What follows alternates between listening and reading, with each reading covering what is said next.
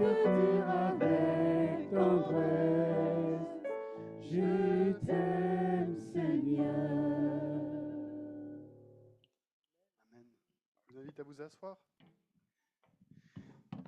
Nous allons prendre un temps, un petit temps, plutôt qu'une prédication, ce sera une petite méditation ce matin, une petite réflexion sur la Bible. D'ailleurs, au passage, je ne sais pas qui elle est derrière. Si quelqu'un reconnaît sa Bible, récupérez-la à la fin du culte. Effectivement, la Bible est plus qu'un livre. La Bible, c'est la parole vivante de Dieu. Les enfants peuvent rester, c'est un message qui est adapté pour eux. Si les plus petits sont un peu remuants et que vous préférez les emmener, il y a une petite salle de culte à côté si vous le souhaitez. Les enfants, est-ce que vous avez une Bible à la maison? Qui a une Bible parmi les enfants? C'est tout? Je suis sûr qu'il y a plus d'enfants que ça qui ont une Bible. Je connais des parents qui ont acheté des Bibles à tous leurs enfants ici et je vois des bains qui ne se lèvent pas. Et est-ce que vous l'avez déjà lu, les enfants? Oui? Est-ce que vous l'avez déjà lu tout seul? Ou que avec vos parents? Non? Qui a déjà lu sa Bible tout seul, sans les parents? Bien. Il y en a quelques-uns, c'est bien. C'est important, les enfants, de lire la Bible. Parce que c'est pas juste un vieux livre poussiéreux. J'espère qu'il n'est pas poussiéreux chez vous, en tout cas. C'est pas un roman, même si c'est sympa de lire des romans. C'est pas un dictionnaire. C'est un livre vivant. Parce que Dieu fait quelque chose avec ce livre. Dieu nous parle. Imaginez un petit peu. Et s'il n'y a pas besoin d'imaginer, c'est ce qui s'est passé. Le Dieu créateur de l'univers, celui qui a tout créé, de la matière jusqu'aux règles mathématiques qui régissent tout notre univers, qui a créé les étoiles, qui a créé les planètes, qui a créé toutes les plantes, qui a créé tous les animaux, qui nous a créés nous. Ce Dieu veut nous parler. C'est formidable. Ce n'est pas un Dieu étranger, loin de nous, qui veut nous laisser tout seuls dans notre coin. Dieu veut nous parler. Il le fait de plusieurs façons. Il peut parler à notre conscience. Il peut parler à travers un frère ou une sœur. Mais la première et la plus importante des façons dont il a fait, c'est qu'il nous a donné ce livre. Ce livre qui est sa parole, qui est sa parole vivante. En 2 Timothée 3, verset 16, on peut lire « Toute l'écriture est inspirée de Dieu et utile pour enseigner, pour convaincre, pour corriger et pour instruire dans la justice. » Les enfants, qu'est-ce que ça veut dire le mot « utile » ? Oh, il faut participer les enfants, sinon je vais me sentir seul. Personne ? Qu'est-ce que... Qui sert à quelque chose, très bien. Oui, quelque chose d'utile, c'est quelque chose qui sert à quelque chose. Et d'après ce verset, à quoi elle sert la Bible, les enfants? Ou les adultes? À quoi sert la Bible, d'après ce qu'on a lu? La première chose, à connaître Dieu. Elle nous enseigne, elle nous apprend à connaître Dieu. Très bien. Tu as beaucoup de bonnes réponses aujourd'hui. D'autres enfants? Donc, on a lu que la Bible, elle est là pour nous enseigner, à apprendre à connaître Dieu, pour nous convaincre, que Dieu existe, qu'il nous aime, qu'il a fait beaucoup de choses pour nous, qu'il nous a donné son Fils unique, qu'il veut nous sauver, que parfois aussi on se trompe, qu'on se comporte mal, et la Bible nous reprend. Et c'est pour ça qu'aussi elle nous corrige, dit le texte. Elle nous aide à changer. La Bible nous instruit à vivre selon la volonté de Dieu. Et du coup, avoir une Bible, Et ne pas l'ouvrir, c'est un peu comme être en pleine nuit, avoir une lampe torche dans la main et ne pas l'allumer. C'est pas très utile et c'est pas très malin. Parce que quand on lit la Bible, Dieu nous parle directement. C'est sa parole. Mais ce matin, ça, je suis sûr que la plupart d'entre vous, vous êtes à peu près convaincus de ça, que la Bible est la parole de Dieu, et j'ai pas trop besoin de le répéter. Mais ce matin, j'aimerais qu'on aborde 4 pièges qui souvent nous empêchent d'écouter ce que Dieu a à nous dire dans sa parole. 4 façons que nous avons de glisser un petit peu les choses sous le tapis pour les oublier. Et une des premières façons, c'est de contextualiser un texte biblique. Alors contextualiser un texte biblique, ce n'est pas mal, on va en parler tout à l'heure. Mais le problème, c'est que quand on prend la Bible, qu'on lit un verset et qu'on en arrive à la conclusion que ce passage, il n'est pas pour nous, parce que c'était uniquement pour les gnomes unijambistes qui habitent sur la Lune pendant la saison des pluies, et que du coup, ça ne nous regarde pas, ça ne sert pas à grand-chose. Alors oui, les gnomes unijambistes, ça n'existe pas. Et c'est absurde de dire des choses comme ça, mais il y a des gens qui, de la même façon, ont tendance à dégager des passages bibliques en disant « Non, mais ça, c'était pour les gens d'il y a 2000 ans. C'est pas pour moi aujourd'hui. À l'époque, ils n'avaient pas compris certaines choses, mais nous, aujourd'hui, on a mieux compris. Et donc, ces passages-là, ce passage-là, ce passage-là, ce passage-là, et celui-là que j'aime pas, c'était pour les arriérés. Et nous, aujourd'hui, on sait mieux, donc on sait que ça ne nous concerne pas. » Et résultat, comme ça, il y a des gens qui ouvrent la Bible, qui découpent de manière imagée tous les passages qui ne leur plaisent pas, et qui ne gardent que ce qui convient bien à leur petite pensée et à leur petite façon de voir la vie. Ce que nous devons comprendre, c'est on ne peut pas faire ça. En fait, la Bible, elle a été écrite effectivement dans un contexte, elle a été écrite effectivement il y a à peu près 2000 ans, mais la Bible, c'est la parole de Dieu, et elle ne concernait pas que les gens d'il y a 2000 ans, toute la Bible nous concerne aussi aujourd'hui.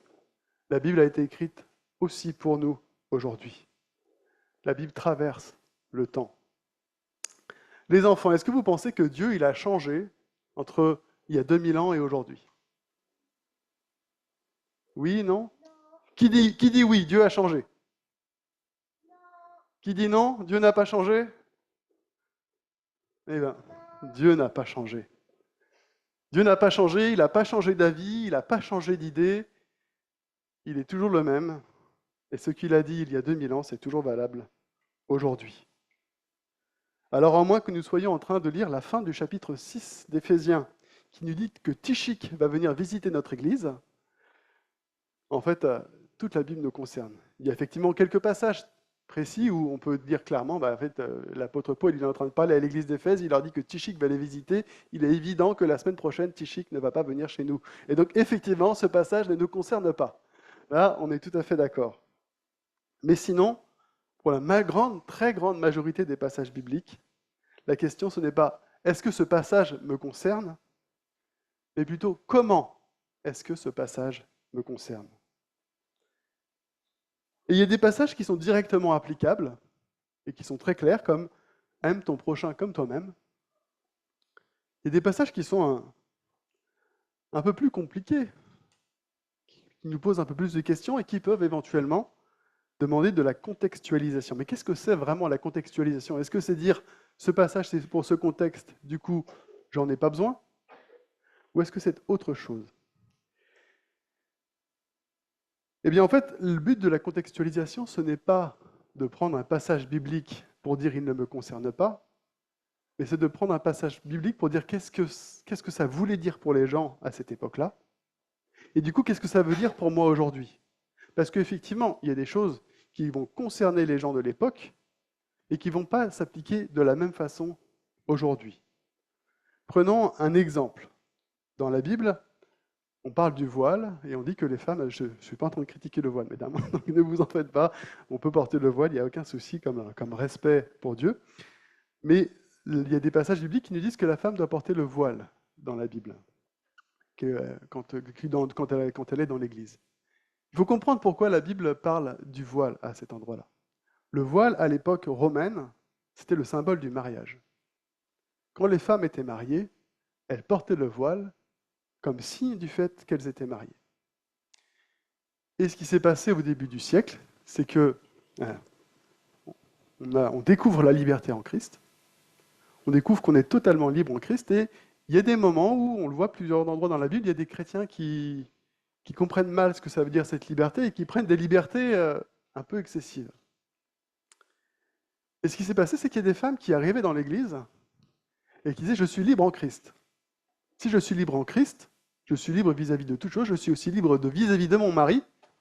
J'enlève mon voile comme si je n'étais pas marié. »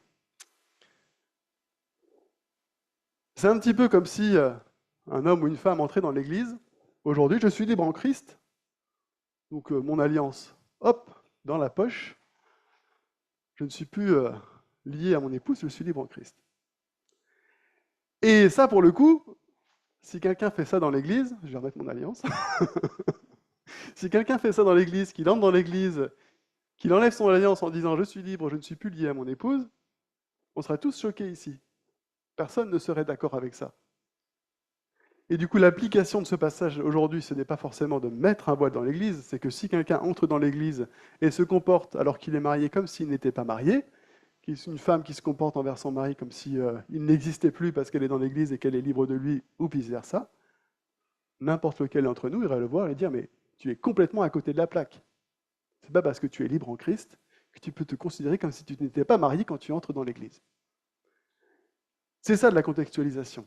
C'est comprendre ce que ça veut dire pour l'époque, pour dire réellement comment ça s'applique aujourd'hui. Et donc, ça, c'est important. Ça, c'est important. Pourquoi ? Parce que ça nous permet d'appliquer réellement la volonté de Dieu. Effectivement, nous ne devons pas nous comporter dans l'Église comme si nous n'étions pas mariés alors que nous le sommes. Et appliquer le texte biblique dans ce cas-là, c'est continuer de respecter son mari, de respecter sa femme, et de respecter la façon dont on doit se comporter en tant que mari et femme, y compris dans l'Église. Alors oui, contextualiser, c'est important, mais il faut le faire de la bonne façon et avec le bon objectif, c'est-à-dire obéir correctement et du mieux possible à la parole de Dieu.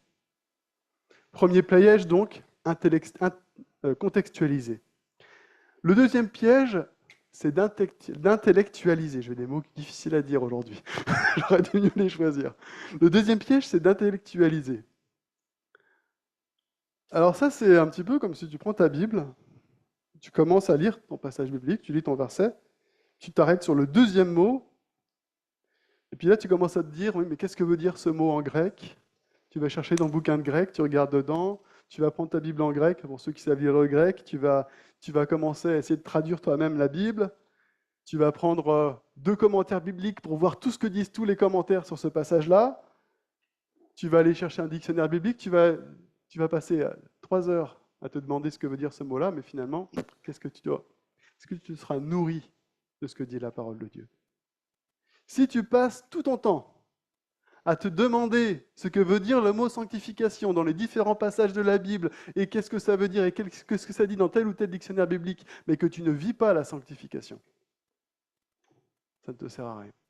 Oui, c'est important d'étudier la parole de Dieu, oui, c'est important de vouloir la comprendre, et c'est pas mal de lire des commentaires bibliques, c'est même très bien, c'est pas mal d'essayer de connaître le plus de choses possible sur la Bible, mais si on en arrive à ne lire la Bible plus que dans cette optique-là, d'essayer de comprendre jusqu'à la moindre virgule du texte biblique, et qu'on en oublie que ce texte n'est pas juste quelque chose qu'on doit triturer avec nos méninges, mais quelque chose qui doit nous nourrir, eh bien on entre dans ce deuxième piège, le fait d'aborder la Bible uniquement d'un point de vue intellectuel et pas aussi d'être un texte qui doit nous nourrir, qui doit nous transformer. Oui, c'est bien de savoir ce que signifie très exactement la sanctification, mais ça doit aller plus loin. Ça doit nous amener à nous transformer et à comprendre que, oui, on doit pardonner son frère et sa sœur et faire bien d'autres choses. La Bible, même si elle a des passages compliqués, est un texte qui est globalement simple, facile à comprendre. Le message principal de l'Évangile est accessible à tout le monde. Tout le monde peut le comprendre.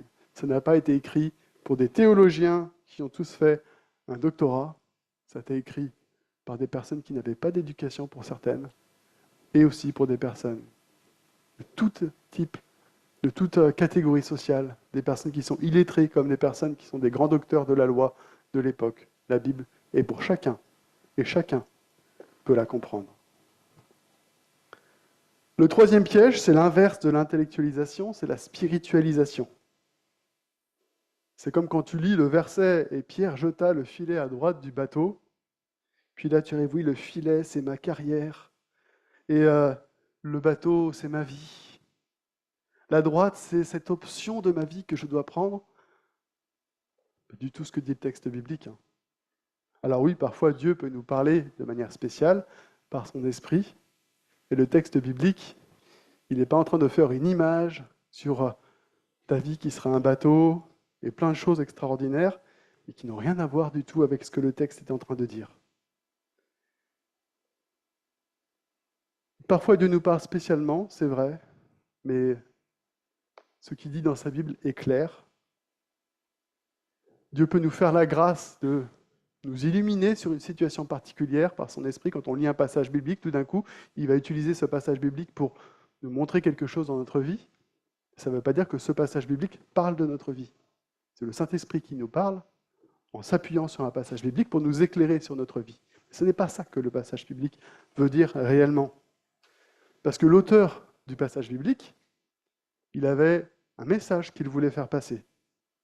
Et derrière ce passage biblique, derrière ce message de cet auteur, c'est même Dieu qui a voulu transmettre sa volonté. Il n'y a pas donc plusieurs façons d'interpréter un passage biblique. Il y en a une bonne et plein de mauvaises. Alors, le problème, c'est qu'on ne sait pas toujours si on a la bonne ou la mauvaise. C'est pour ça qu'on doit bien chercher et qu'on doit prier. Mais un message, un texte, a un sens, un objectif, un message à nous faire passer. Si je vous écris une lettre, vous allez essayer de lire cette lettre-là en vous demandant « mais qu'est-ce qu'il veut me dire ?» Et vous n'allez pas dire Simon, il a écrit cette lettre-là, et il y a plusieurs façons d'interpréter. Non, Simon, il a écrit une lettre, et dans la lettre qu'il a écrite, il avait un message à faire passer, et son but, c'est que vous compreniez le message qu'il a à vous donner. C'est pareil pour le message biblique. Dieu a inspiré la Bible à divers hommes, et ces hommes avaient un message à nous faire passer, et notre rôle à nous, en tant que chrétiens, c'est d'essayer de comprendre ce message que Dieu avait à nous faire passer. Pas de dire que ça peut s'interpréter de toutes les façons possibles, ce n'est pas vrai. La Bible a un message. Et notre rôle, notre devoir en tant que chrétien, c'est de comprendre ce message. C'est pour ça que nous devons étudier la Bible avec sérieux et avec rigueur, pour chercher à comprendre la volonté de Dieu. Et sachez aussi que oui, le Saint-Esprit nous parle, mais le Saint-Esprit ne vous révélera jamais quelque chose qui va contre la parole de Dieu. Parce que Dieu ne se contredit pas. Donc si vous pensez avoir eu un message du Saint-Esprit et que ce message est contraire à la Bible, c'est que vous n'avez pas eu un message du Saint-Esprit. Le dernier piège, c'est peut-être un des plus pervers. Je vais l'illustrer en 2 versets. Enfants, obéissez à vos parents selon le Seigneur, car cela est juste. Et vous, pères, n'irritez pas vos enfants. Je suis certain que tous les parents ont retenu le passage qui concerne les enfants et que tous les enfants ont retenu le passage qui concerne les parents.